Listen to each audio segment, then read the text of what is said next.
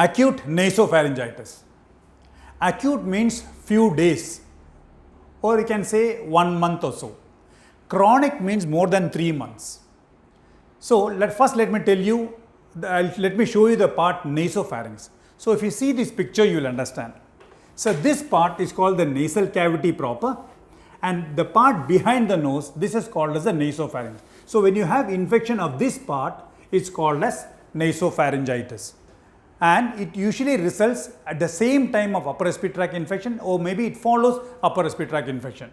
And the usual complaint will be same like the upper respiratory tract infection, like nasal discharge, nasal block, and slight headache and feeling of unwellness. When the patient has got acute nasopharyngitis also, along with these complaints, they complain of irritation, discomfort and pain behind the nose or just above the soft palate. That will be the main complaint. Now, coming to examination, so if we would like to see the nasopharynx, we have to do an endoscopy. Either it can be rigid endoscopy or it can be flexible endoscopy. So when we see that nasopharynx with an endoscope, the whole nasopharynx will be congested, means red in color, and will be covered with little pus. That will be the usual finding. Now, usually these type of patients, we straight off go on to the treatment. We don't need any specific investigation because it's an acute condition. In case we do a total count and differential count, these values will be elevated, and likewise C-reactive protein, when you do, the values will be elevated. Now coming to the treatment of mainly the upper respiratory tract infection, the same treatment for this also. So we start with nasal spray or nasal wash, decongestion nasal spray or nasal wash. So we have to use 3 times daily for 5 days, and at the same time we'll give you painkillers for 2 to 3 days, followed by, if there is pain, you can take 1 tablet. And steam inhalation. Steam inhalation you have to do twice daily, at least for 5 days. It will give you good relief. And this steam inhalation, which can be plain water, or you can add up some tulsi leaves, 3 or 4 clean tulsi leaves, or let me tell you some alternatives other than the tulsi leaves. So these alternatives are, you can use eucalyptus leaves or eucalyptus oil, rosemary oil, or commercially available Carvol Plus. You get a small capsule, you'll have to open it and put half of it, will be more than enough. Don't pour the whole thing into it.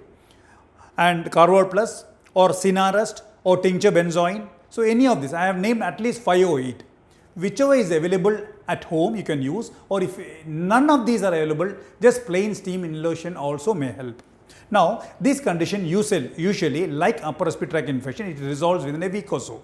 In case it doesn't resolve in a week and it progresses or it's the same, you'd like to add up a course of antibiotic, along with that nasal wash and steroid nasal spray. Nasal wash you have to do 3 times daily, at least for 2 weeks to 3 weeks. And those who are not able to do the nasal wash properly, you have an alternative. You can use Salisbury nasal spray. And after using this nasal wash or spray, you have to use steroid nasal spray twice daily, 2 puffs in each nostril, at least for 3 weeks.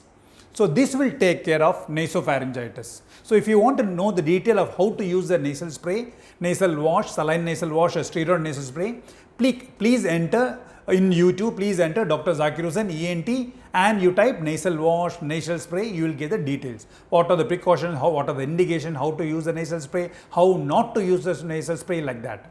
So this is how we manage a case of acute nasopharyngitis. Thank you so much.